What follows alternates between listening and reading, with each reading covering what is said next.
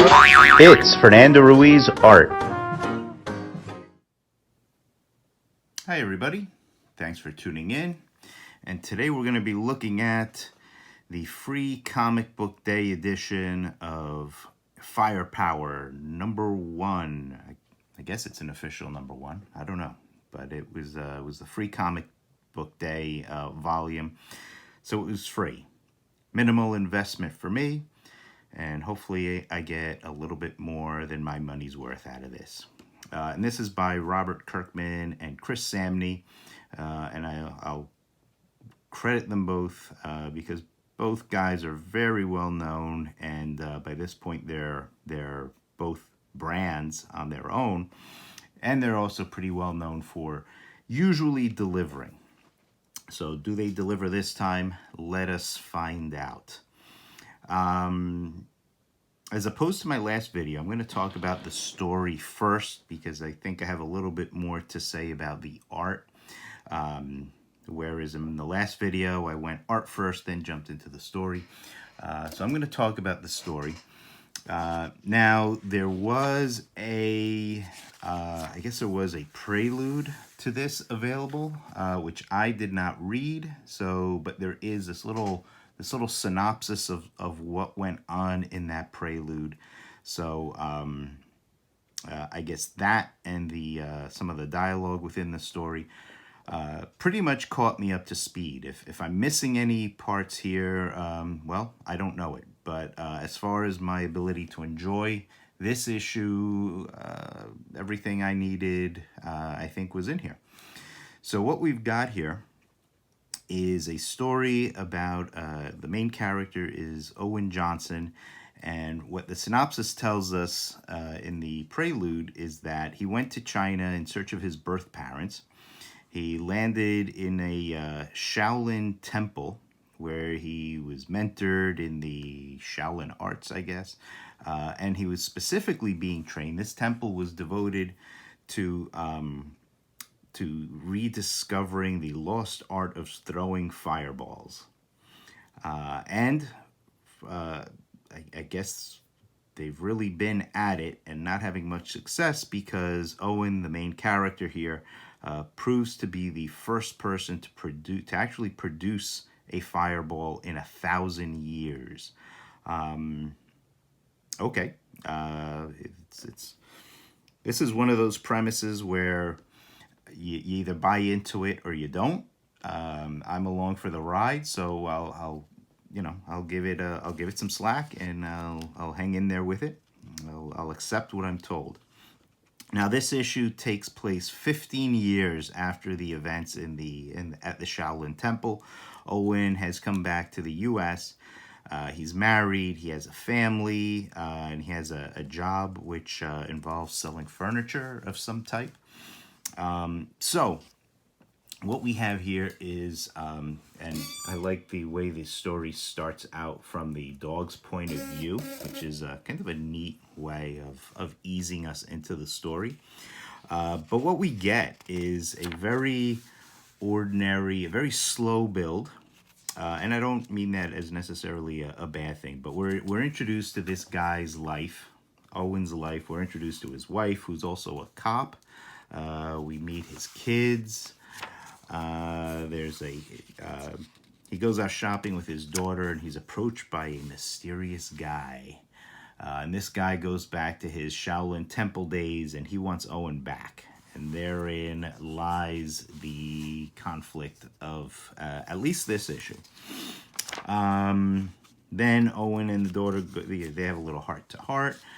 The dialogue, I gotta say, pretty good. It holds you. It's fresh. It's natural. It doesn't sound phony. It doesn't sound like there's a writer's hand behind it. Okay, and I couldn't say that about the writing in the Iron Man issue that I reviewed last week. One of the things that I said about that issue was the dialogue really felt unnatural, trying too hard. It was trying too hard to be clever, snarky. This is clever, but it sounds like something people would say. So we get taken to a cookout where we meet more of Owen's family. We meet his adopted parents. We meet his business partner, and there seems to be, we meet his wife's partner. His wife's a cop. We meet his wife's partner. And we meet Owen's partner, and there seems to be a little bit of tension there. And that's like a staple of Kirkman's writing, is he drops these little nuggets that might blow up into things later. So there's a lot of that here. There's a lot of these little interpersonal dynamics that all make you wonder what's going on. And then there's this mysterious guy who's in you see him there hiding in the bushes. He's watching the whole shindig go down. Is he related to the guy in the store? We don't know. And then there's back and forth. And then Owen goes to meet the guy from the store. They had arranged this meeting at midnight at this the school field. And that's where the remainder of the issue happens. And that leads to some fisticuffs, and I'm going to talk about this later. And that really wraps up the issue. There's a little bit more. There's a little bit of a cliffhanger, and I don't want to, believe it or not, I'm not going to spoil this one because it isn't bad. And I'm going to give you my final thoughts on the issue, on the story, the issue as a whole, after I talk about the art at the end of the video. So hang in there. Now, the art I really want to talk about, and the art is by Chris Samnee, who is really, in my opinion, one of the best guys out there right now. His art, the style is what it is. You look at the art, and it is sort of the best way I can describe it, and I mean this as very high praise. It is Darwin Cook with a lot of Alex Toth and a dash of Bruce Timm. The style is that it is this elegant simplicity. There's a minimalism to it, and that isn't to say there isn't drawing here. I mean, you look at things like let me show you a shot of the house, the interior of the house. He doesn't skimp on details. Okay. I mean, there's a nice city street. You're getting a nice, fully fleshed out world, but there isn't a line wasted. There aren't a bazillion lines all over the place. Things aren't over rendered. Faces have a cartoony quality to them, but they're nice. They get the expression across. They get the acting of the characters across. Notice if you look at the pages as a whole, the pages are largely in grids, which means to say that the panels are very neatly laid out. We don't have overlapping panels all over the place. Everything is very neatly organized. Again, we have the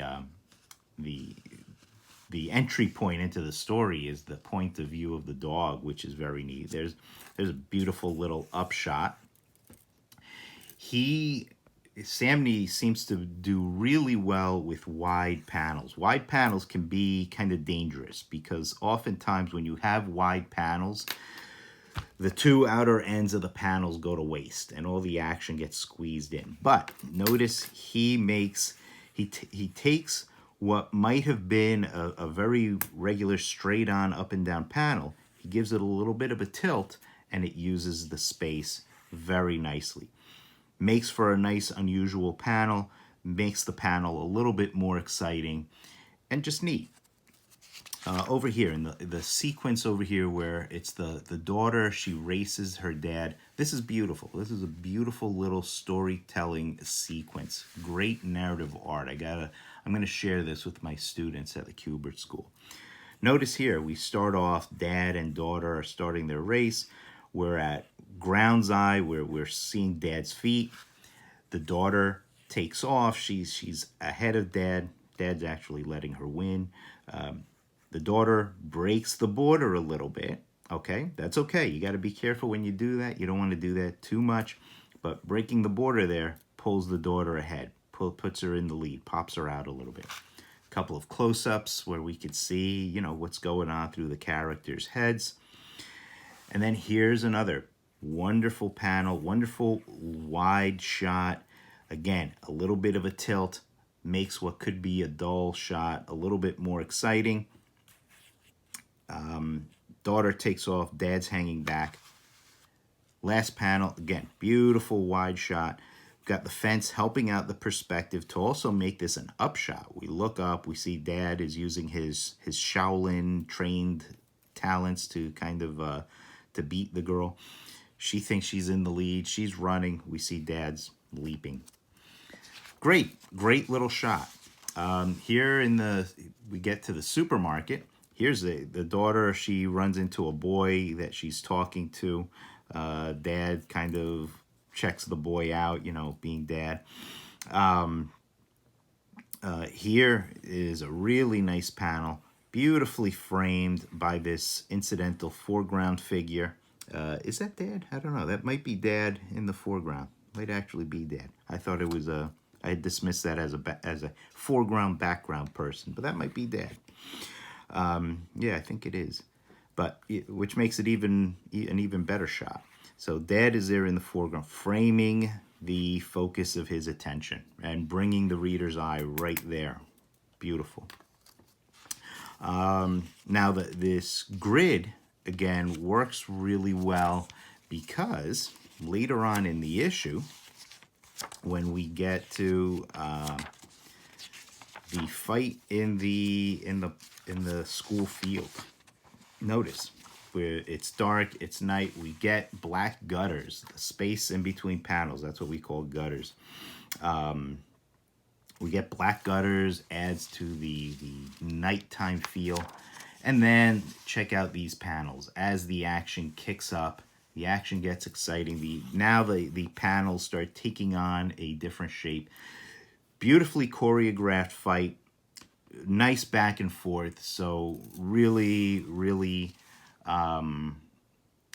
well done fight. Fights are tricky. As I said with the Iron Man issue I reviewed last week, they were just trading lights back and forth, just shooting beams at each other. Here, there's a real action, reaction, consequence, action, reaction, consequence. It makes sense. It is clear. There's a reason and a result of every punch thrown. So the artwork, you know, I really recommend it. I really recommend it. Here's another very nicely done interior.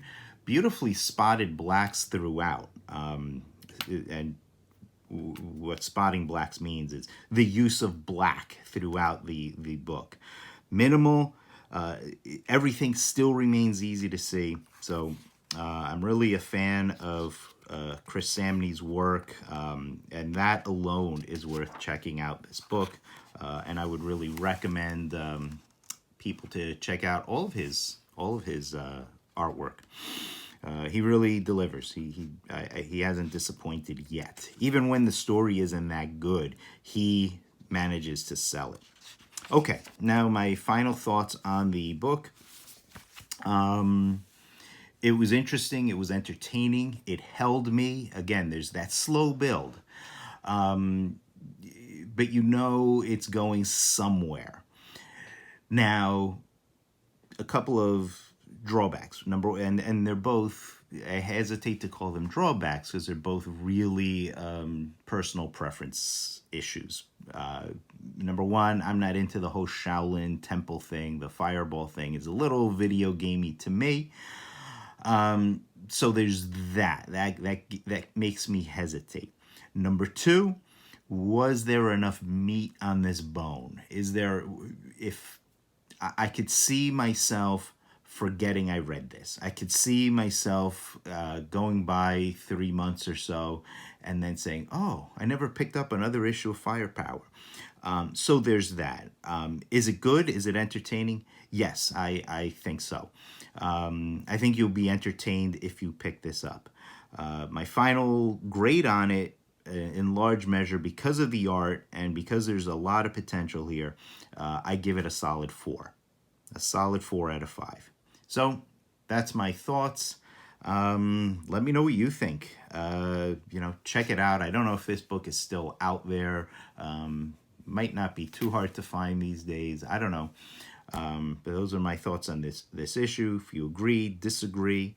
Again, if you've got stuff you want me to take a look at, let me know. I've got a few more things on the review list to go through. As always, let me know your thoughts, whether you agree, disagree, your thoughts on Kirkman, your thoughts on Samnee. If you enjoyed this video, click like, subscribe, and come back for the next one. Thanks a lot, everybody. Bye-bye, and keep drawing.